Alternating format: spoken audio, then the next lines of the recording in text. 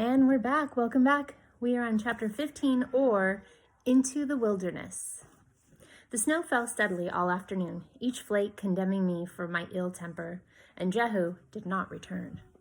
"He's just doing this to spite me," I said, staring out at the snow. "Bad luck to tell Memelu stories," Kurukso said. "No, it was bad luck for me to get dragged along on this foolish hunt," I said, my voice strident. "Mr. Black is a gentleman. He is most certainly not a ghost bent on revenge, nor is he a murderer." Kurukso sat back down next to me by the fire and said, "Mr. Black, why you say he is gentleman?" "He dressed neatly and was well-spoken and had very nice manners." Kurukso looked thoughtful. "So does Boston William," he said, his meaning clear. "It's not the same," I said defensively. "Mr. Black is a good man." "Boston Jane, am I a good man?" "Of course you are." He touched his chest. "I have no Boston suit. I not speak well." "Kurukso," I said. "Is Mr. Russell good man?" I stared at him. "No, Mr. Russell is a filthy, ill-mannered—" Kurukso interrupted. "Mr. Russell is good man. Mr. Russell, he like you, Boston Jane." "He likes me?" I asked, astonished. "Is that why he yells at me all the time? Is that why he threw me out of a cabin into the pouring rain?" "Yes," Kurukso said firmly. The afternoon crept along slowly, like a lesson that would never end.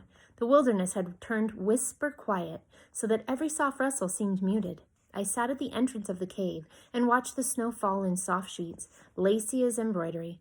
It hurt my eyes to look at all of that bright snow. With each hour that passed, my unease grew until it was a tangible thing in my throat, hard and lumpy. Kurukso joined me at the cave entrance, watching.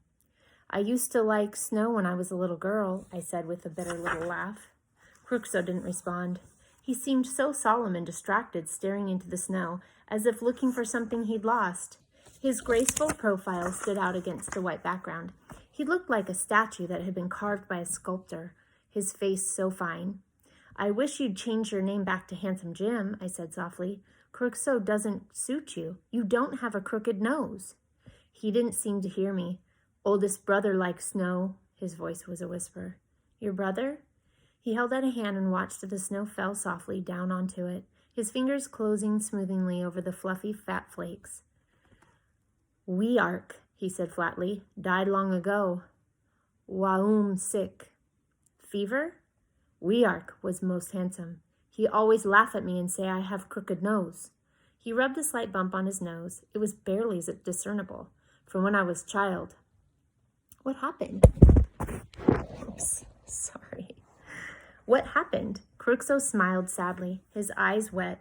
"Chase oldest brother up tree, then fall." "Oh dear," I said, and gripped his hand tight.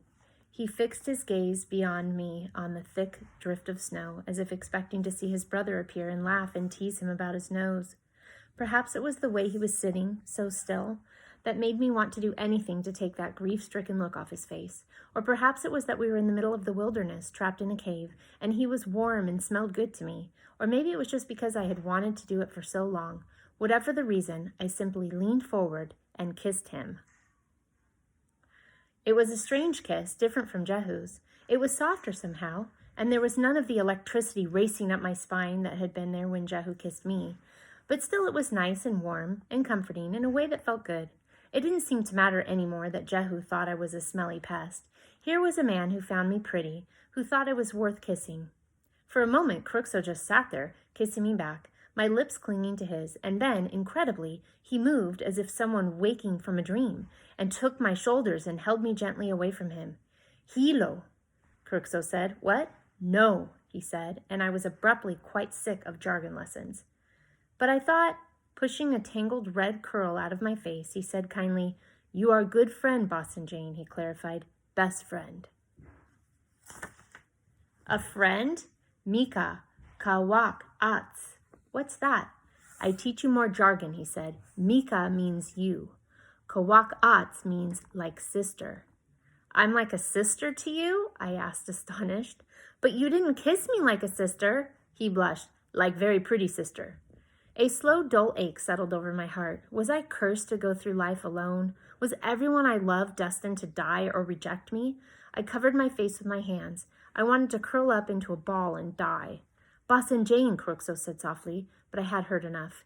"You don't understand," I shouted in frustration, tears springing to my eyes. "William wanted me for the land, and you think I'm a sister, and Jehu doesn't even want me anymore." I wanted to cry, but didn't.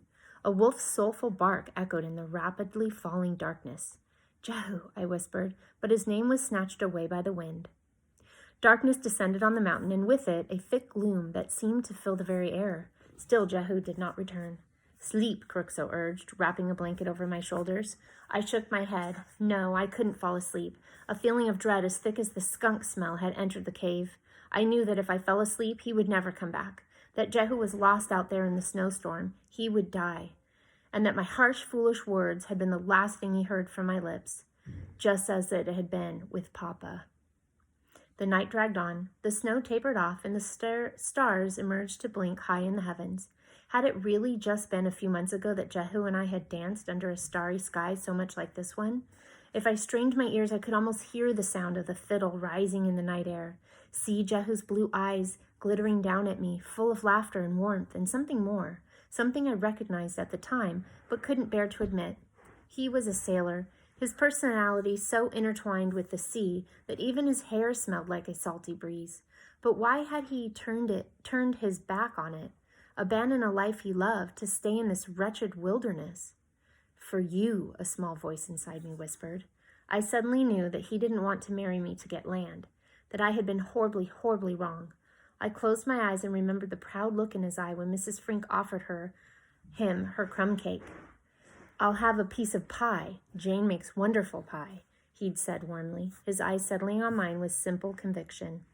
He had come back for me. He had stayed for me, Jane Peck, and I had driven him away with my cruel words. Another horrible thought occurred to me. If I had been wrong about Jehu, had I been wrong about other people, like Mr. Russell? "Mr. Russell, he like you," Crookshaw had said. I looked over at him now, where he lay huddled by the fire, snoring softly. All at once I remembered lying in the bunk in Mr. Russell's cabin, so sunk into myself that I couldn't hear anything but my own grief beating against my head. And then there was his voice dragging me back from that dark place. "You hear me, gal? I said you stink." I hadn't heard it then, but I heard it now, the worry, the concern. The mountain man hadn't been trying to hurt or humiliate me. No, he had bullied me back to life. He had dragged me kicking and screaming back from the edge of despair and dropped me on the porch in the cold rain because he cared about me. Because beneath that filthy, grizzled, uncivilized exterior was a good man. A good man who spat far too much tobacco and could stand a bath once in a while. But a good man all the same. Mr. Black's face rose up before me, a menacing shadow. "I have some unfinished business up this way, loose ends to tie up, you might say." And I had sent him after Mr. Russell, I realized, a lump of anguish sticking in my throat. It was all suddenly too much. I couldn't take it. Papa was dead, Jehu was probably dead, and Mr. Russell would be dead soon too. And nothing would bring them back, not good manners or 1,000 cups of perfectly poured tea. They were gone forever, and I had realized too late what truly mattered. Or had I? I looked out into the cold black night. The wind had died down, and a bright moon illuminated the glittering snow. Jehu was out there, somewhere. I felt something stiffen deep in my soul, and I grabbed up my walking stick, tugging my cape tight around me. Then I headed into the wilderness. Wow. We'll see what happens. She really just learned a lot of lessons in one little chapter. Wow. Okay, we'll see what happens next. Thanks for joining.